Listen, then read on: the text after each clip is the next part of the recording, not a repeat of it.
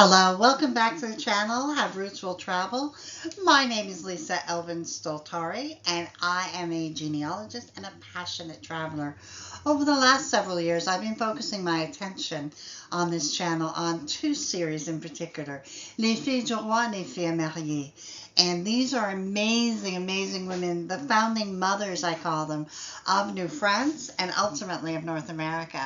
And their stories have often been forgotten, and it was my intention when I began this to honor each and every one of them. And so far, I think we're on episode 329. There are 700 in all. We've got a ways to go. But we've come a long way. So thank you for joining me for this episode. Before we begin, let me show you ways you can support the channel. The first three keep you in the know. Subscribe, like, and notify. That subscribe thing, super important.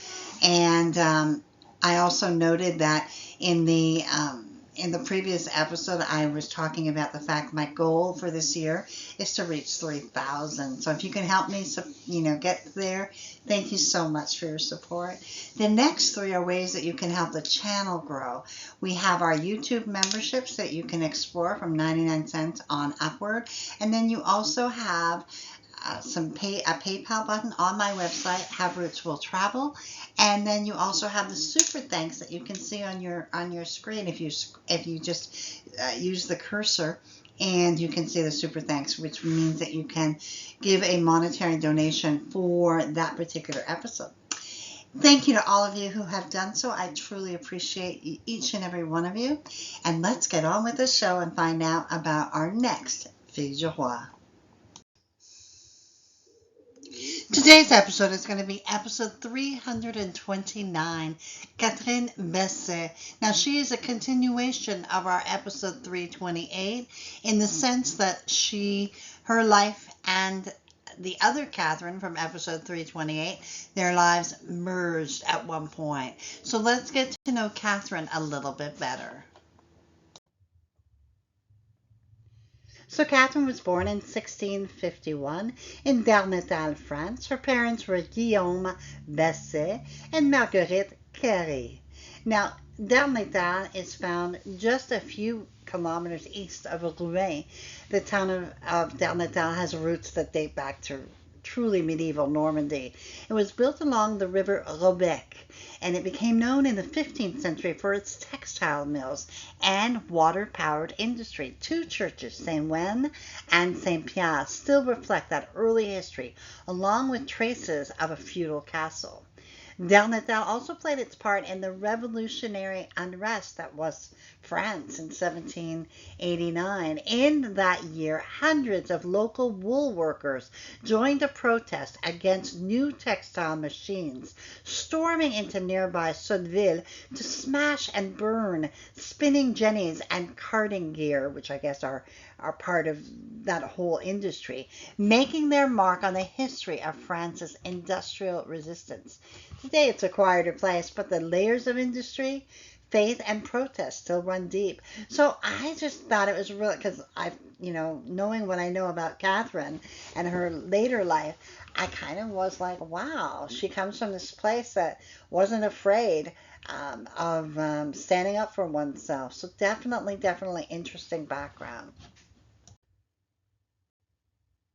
Now, Catherine would arrive on September 25th, 1667, on Le Saint-Louis de Dieppe, and this is after her mother had passed away, and she did come with a dowry of about 200 pounds. And so the groom that she would select and who would select her, his name was Pierre Bourgoin de Bourguignon, and he was born in 1639 in Fontenay-le-Comte, in France, of course. His parents were François Bourgoin and André Bassard.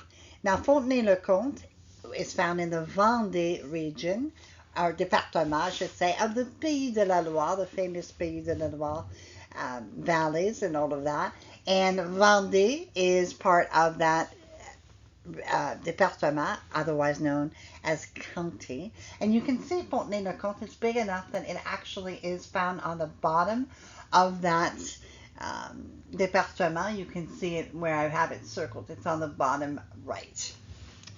And Fontenay-le-Comte has a history that blends both medieval prestige and Renaissance culture and kind of revolutionary turmoil. It was once the capital of Lower Poitou, and it flourished in the late 15th and 16th century as a center of trade and learning and elegance, architecture, and that sort of thing, earning the nickname the Athens of the West. Religious tensions did leave their mark. The wars of religion in the late 1500s brought sieges and shifting control between Catholics and Protestants. In 1621, just I guess 18 years before Pierre was born, Cardinal Richelieu himself ordered parts of its fortification dismantled. Can you imagine? You're living in a city and they're like, no, we don't. We're going to take away the things that protect you. It must have been an extraordinary time. During the French Revolution, which of course is after Pierre's time, the town was deeply embroiled in the Vendée uprising, changing hands multiple times between Republican and Royalist forces.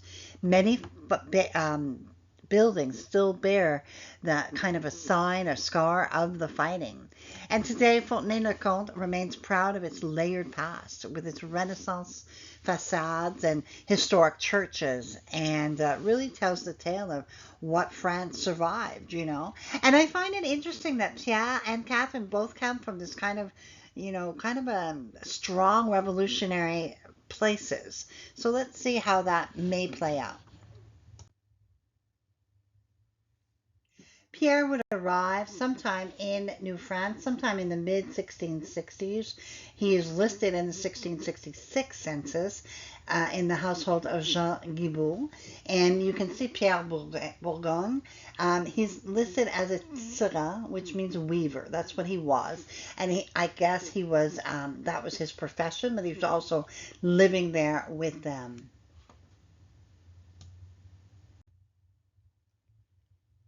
And so Pierre and Catherine were married on October 17, 1667. This gives us a good idea of when Pierre would arrive in New France, because you could only marry after you fulfill the terms of your contracts, and that was 3 years. So we backtrack it, 1664 at the very, very latest. It might have been earlier as well. And so they would move to Saint Antoine de Tilly, which we have not seen in all of these 300 videos I've done of Pays du Roi. I had to prepare a new, which is fun for me, a new slide because I didn't have Saint Antoine de Tilly. Saint Antoine de Tilly sits on the south shore of the St. Lawrence River, and its story began in 1672 when our beautiful Jean Talon, the intendant of Quebec, granted the land to Claude Sébastien de Villiers, who had been a lieutenant in the Carignan-Salieres regiment. By the 1681 census, 5 settlers were recorded. We have Adrien Ayot, Nicolas Delahaye, we have Pierre Lambert, Benoit Boucher, and of course, Pierre Bourgoin. So you can imagine, wow, your family is absolutely part of that founding families of Saint Antoine de Tilly. I love that. Now, by 1700, the seigneurie passed to Pierre Noël Le Gardeur de Tilly, whose name the village still carries. So the first chapel was built in 1702 and was dedicated to Saint Anthony, Saint Antoine. And then obviously they put Saint Antoine de Tilly. So that becomes the name of the town officially.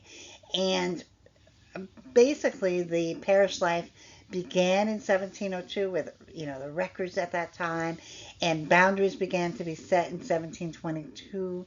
A stone church followed in 1712, and then eventually they would rebuild in 1780, I think it's 86, and bless in 1788. Now the village itself holds a very, very important part in Quebec and North American history because in 1759, when over 1,000 British soldiers occupied the church during the siege of Quebec and set up cannon batteries in the cliffs. Just amazing. So those of you who watched the previous episode of Catherine Gagne would have known this, and Catherine Basset was part of this. But on the morning of August 19th, 1675, both Catherines were brought before the Conseil Souverain to be really indicted against the charges were prostitution. And now Catherine Guichenet had a whole other life. Catherine Basset was a little bit different because she had just one lover, and he was a gentleman, and he kind of got off very lightly. He was simply told, "Don't see her again," and she too was expelled from the city. But basically, they had to pay a fine. Her husband had to pay a fine. And it tells us again the morality of this place, that the men didn't get accused nearly as much as the women. The women paid the bill, in other words. The men were able to basically just have their pleasure and be done with it. And so it really is, when I read these stories, I just could not believe what these women had to go through. And these are the only two women that I know of that were accused of prostitution as filles du roi. And as you know, many of you who understand the filles du roi, a lot of them were accused, or the reputation was that they were prostitutes, but there were actually only two. And these two ladies, these two Catherines, were the only two that I know of that was accused of prostitution. Please let me know if there's any others that I've missed, but I can't remember the actual accusation. There were many that had issues, but they weren't accused of prostitution. More like immoral behavior, that sort of thing. But they were specifically the charge against them. So no matter, Pierre and Catherine would go on with their lives as if nothing had happened. I think that's kind of a testimony to Pierre. I think he was a much more forward thinker, and was ready to, kind of bear the brunt of whatever had been accused of his wife and carry forward. They would go on to have 8 children. We have Pierre, their firstborn, who would pass away in infancy. Jacques would marry Marie-Jeanne Mat and would have one child who made it to adulthood. Marie-Jeanne's mother was Madeleine Auvray, a fille du roi, who we profiled in episode 138, and I posted the links for you in case this was your, line. He then would marry Jeanne Mesny and would have 3 children, all of whom would make it. Jeanne's mother was also a fille du roi, Catherine Lane, who we also profiled, and I put her link in the descriptions for you as well. Noël would pass away before 1681. We have Marie-Catherine, who would marry Pierre Retaille d'Olon, would have no descendants. We have Claude, who married Thérèse Magnier, and would have 4 children, all of whom made it to adulthood. Pierre would marry twice, Marie-Madeleine Chêne, and he would have 8 children, all of whom made it to adulthood. He then married Marie-Louise Perrault and would have 1 child, who also made it to adulthood. Marie-Madeleine would marry François Bruno and would have 8 children, all of whom would make it to adulthood. And finally, we have a child who was unnamed, anonymous, who passed away in infancy. In the 1681 census, we have Pierre Bourgoin and Catherine Basset, and their children are listed there. We have, I believe, Marie is listed there. I don't know why Jacques is not there, but he is obviously, maybe he was, a lot of times they would actually lease out their children. I know that sounds like a crazy concept, but they would, so he might be found or might have been part of some other household working in the fields. And then we have Claude, who was 5 years old, and Pierre, who was 2. They have 1 cow and 4 alpha malin, about 2.5 to 3 acres of land. Catherine would pass away at the age of 65 in 1716. She and Pierre would have been married 39 years. No matter what, they stayed married. And they would leave us in 1729 with 57 descendants. Pierre himself would pass away a mere 3 years later at the age of 80 in 1719.